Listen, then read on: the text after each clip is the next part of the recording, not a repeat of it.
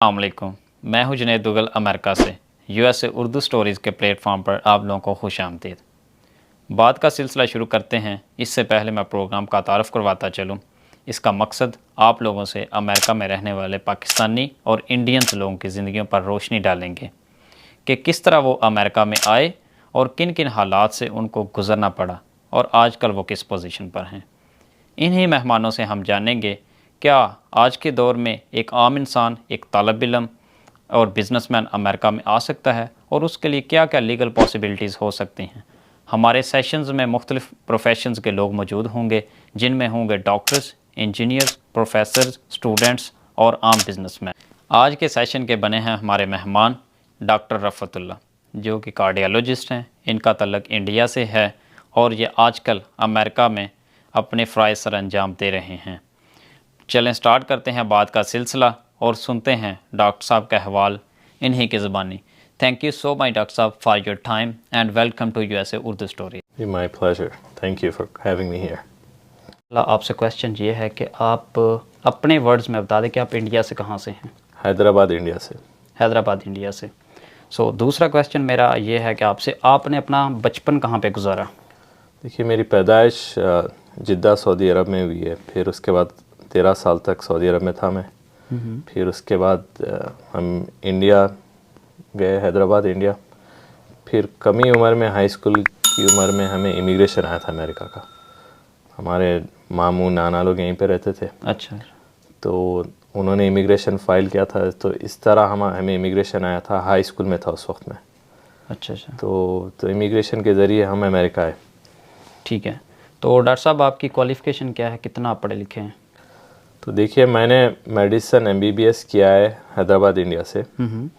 फिर उसके बाद यहाँ पे एक सिलसिला होता है यहाँ पे ट्रेनिंग का, MD रेजिडेंसी कहते हैं उसको। तो मैंने 3 साल की इंटरनल मेडिसिन की रेजिडेंसी की है। फिर उसके बाद एडवांस स्पेशलिटी होती है कार्डियोलॉजी में, जो दिल के डॉक्टर कहते हैं, उसमें मैंने 3 साल किए हैं। फिर उसके बाद और अमेरिका में और एडवांस कार्डियोलॉजी की भी सब स्पेशलिटी होती है, इंटरवेंशनल, जिसमें स्टेंट्स लगाते हैं। तो उसमें मैंने वो और 1 साल मज़ीद और 1 साल इंटरवेंशनल किए।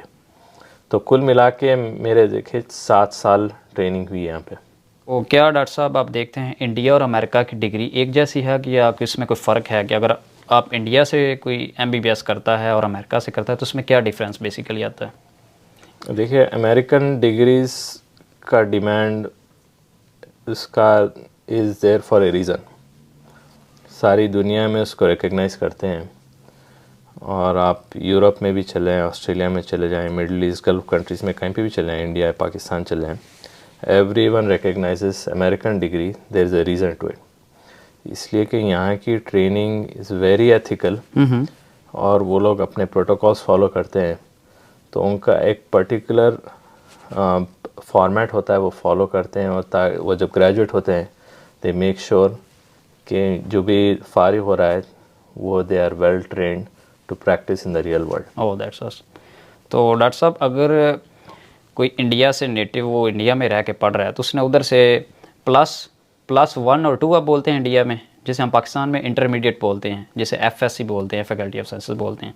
तो उसके बाद अगर इंडिया से कोई अमेरिका में डॉक्टरी की डिग्री हासिल करना चाहता है तो उसके लिए क्या उसको प्रोटोकॉल जो हैं वो फॉलो करना पड़ते हैं। उसका तो देखिए, हम कहते हैं इंटरमीडिएट। यस। इंडिया में यहाँ पे जो 11th और 12th ग्रेड कहते हैं, यहाँ पे हाई स्कूल कहते हैं। यस।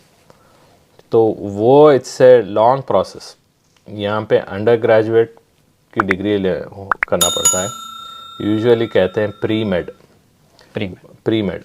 तो वो 3-4 साल की होती है। फिर उसके बाद आप उनके एंट्रेंस एग्ज़ाम होता है, यहाँ पे MCAT कहते हैं उसे।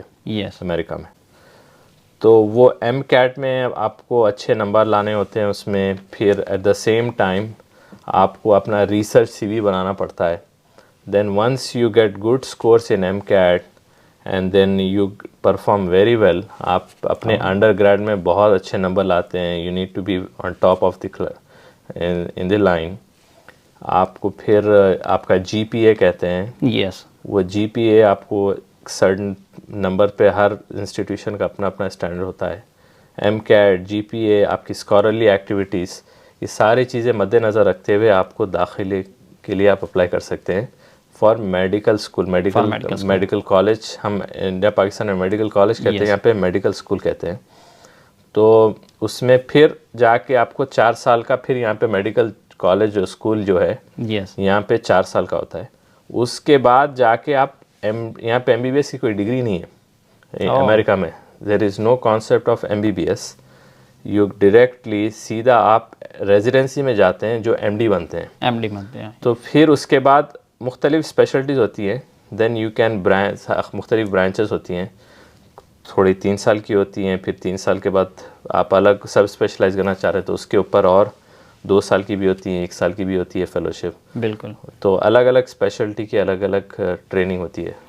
अमेरिका में डॉक्टर बनने के बाद जॉब आसानी से मिल जाती है, जैसे कि हम देखते हैं इंडिया और पाकिस्तान को अगर एज हम कंपैरिजन करें तो वहाँ पे अगर एक वैकेंसी है तो वहाँ पे आपको 4-5 हज़ार कैंडिडेट्स भी हैं जो वो कंपटीशन में आ जाते हैं। कंपटीशन यहाँ अमेरिका में आपको रेजिडेंसी मिलना, जिसे MD कहते हैं, वो बहुत मुश्किल है। अच्छा, उससे पहले मेडिकल स्कूल कॉलेज में मिलना बहुत मुश्किल है।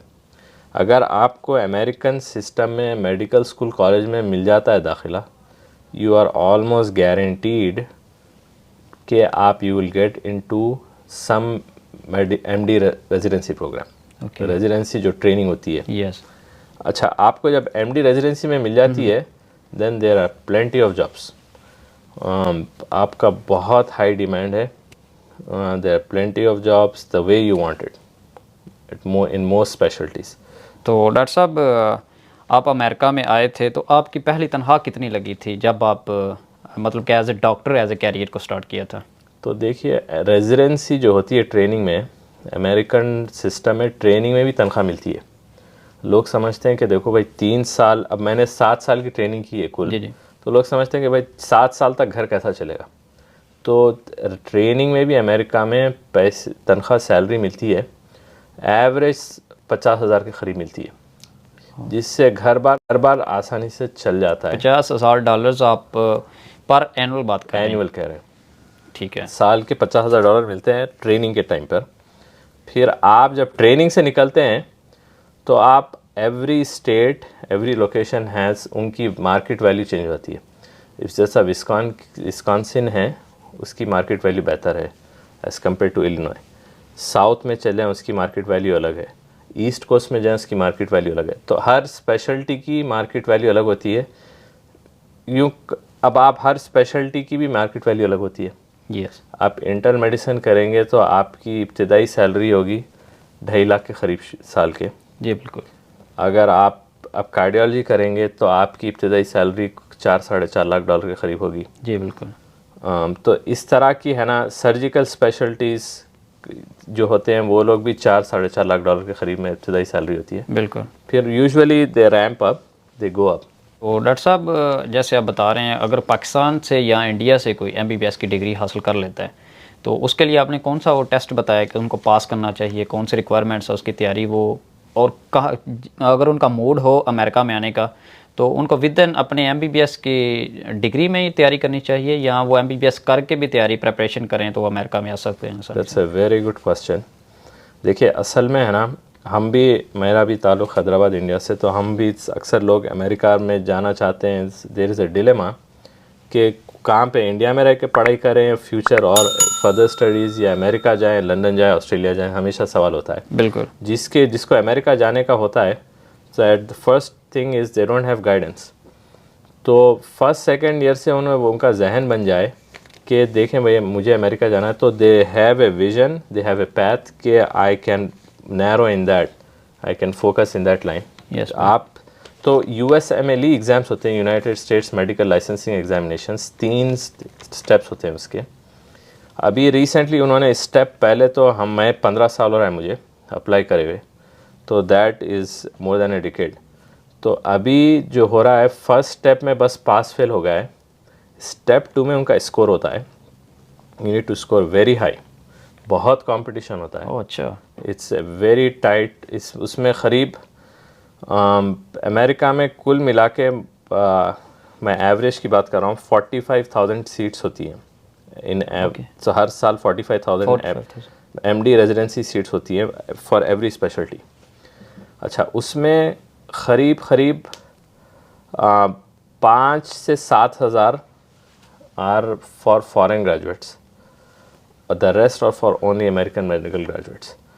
तो फॉरेन तो American medical graduates by definition are 100% into residency program, उनको मिली जाती है। और जो फॉरेन ग्रेजुएट्स होते हैं वो लोग कभी कभी 5-6 हज़ार एप्लीकेशंस आती हैं प्रोग्राम में, वो पोजीशंस होती हैं 12 से 15 पोजीशंस के लिए। अच्छा, तो it's a very comparative field. तो दैट्स वाई आप जब इम्तिहान लें, you need to be very focused, you need to get the highest score.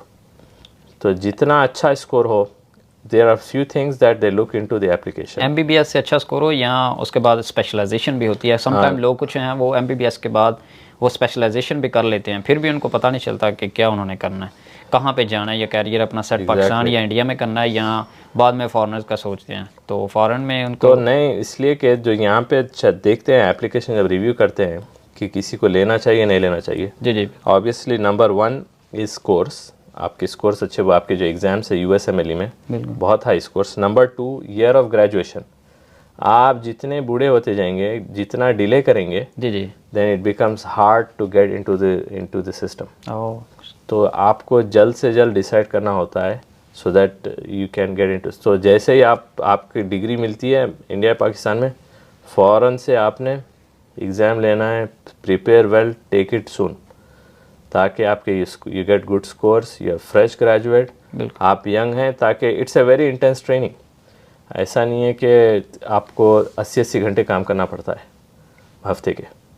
तो it is a very labour intensive work, तो रात भर जगह होना पड़ता है। तो that's why they prefer to take candidates who are young.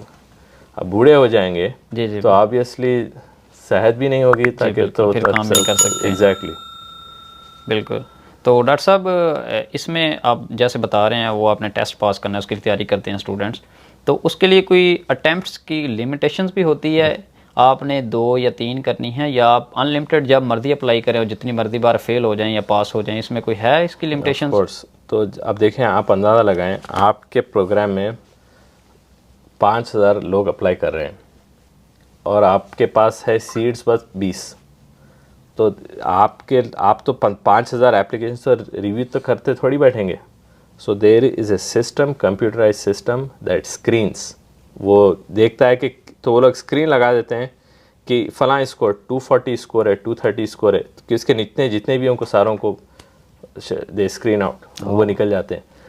तो अटैम्प्ट भी इसी तरह है कि अगर if you have 1 attempt then they automatically you are off the pool, तो आप वो पूल में से निकल जाते हैं। इसी तरह year of graduation, so these are the things, so you need to get good scores on a first attempt. अगर आप फेल हो जाएंगे, there are still exceptions, you can make it, but it becomes very hard. ऐसा नहीं है कि मिलती नहीं है, बहुत सारे लोग हैं जिनको मिली है, पर it becomes a very hard challenge. आपको फिर उसी प्रोग्राम में आपको दूसरे तरीके हैं जाने के, उसी प्रोग्राम में आप काम करके उनको बताना, you need to satisfy them कि आई एम वेरी गुड। तो वहाँ के जो डायरेक्टर, जो सिलेक्शन कमेटी के लोग हैं, वो लोग देखते हैं, तो वो देखते हैं कि भाई ये तो किसी का दिन एग्ज़ाम का ख़राब होता है तो वो लोग समझते हैं, some people are not good exam takers, कोई they are very good, clinicals बहुत अच्छे हैं, they are very excellent doctors, but they are not good exam takers. तो उनको तो अगर वो लोग 1-on-1 जब काम करते हैं वो अस्पताल में, वो प्रोग्राम में, then they realize कि नहीं, ये तो he was probably not a good exam taker। तो इस सिचुएशन में आपको चांस मिलता है, पर अगेन इट्स वेरी हार्ड।